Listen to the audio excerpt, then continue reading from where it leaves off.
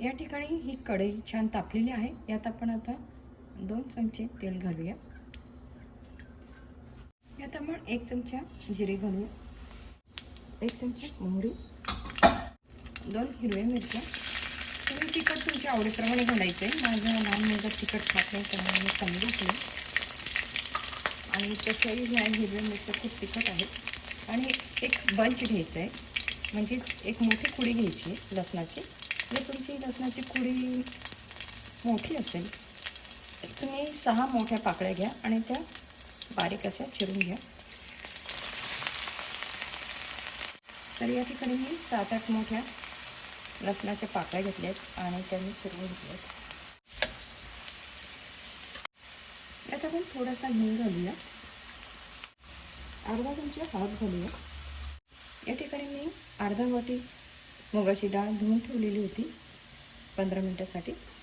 तर आपण आता ही यात घालूया.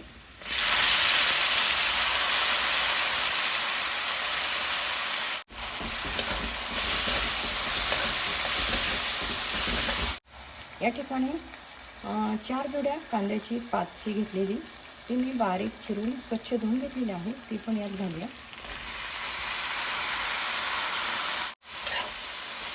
आणि हे आपण आता छानपैकी मिक्स करून घेऊया.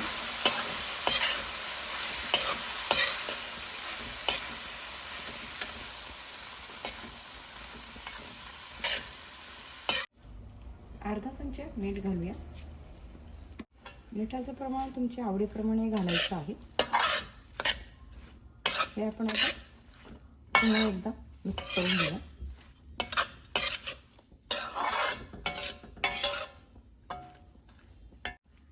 आणि यात आपण पाणी नाही घालणार आहे, हे पाणी न घालता आपण शिजवणार आहोत.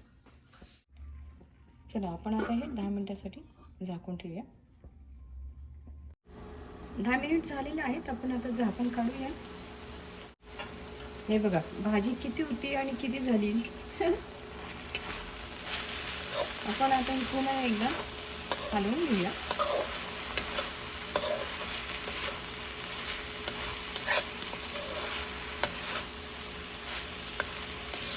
मस्तच का छान वास सुटला आहे.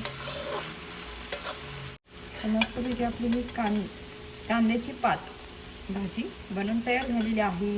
मस्तपैकी शिजली, ती गरम आहे खूप, छानपैकी शिजली.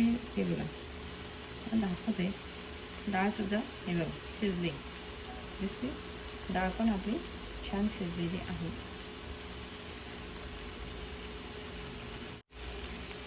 आपण आता गॅस बंद करूया. तर तुम्ही ही भाजी नक्की बनवून बघा, खूप टेस्टी अशी बनवून तयार होते. तर शेंगदाणे घालून आपण बनवतच असतो, पण डाळ घालून सुद्धा ही खूप छान लागते.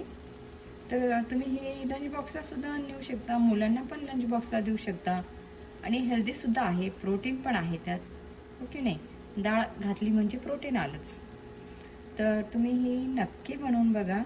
नेहमीप्रमाणे प्रेमाने बनवा, प्रेमाने सगळ्यांना खाऊ घाला. आणि माझी ही रेसिपी तुमच्या मित्रमैत्रिणींसोबत नक्की शेअर करा. चॅनलवरती जर नवीन असाल तर चॅनलला सबस्क्राईब करायला विसरू नका. अशाच नवनवीन रेसिपी पाहण्यासाठी भेटूया पुढं अशाच नवीन रेसिपीसोबत. तोपर्यंत आनंदात राहा, निरोगी राहा. धन्यवाद.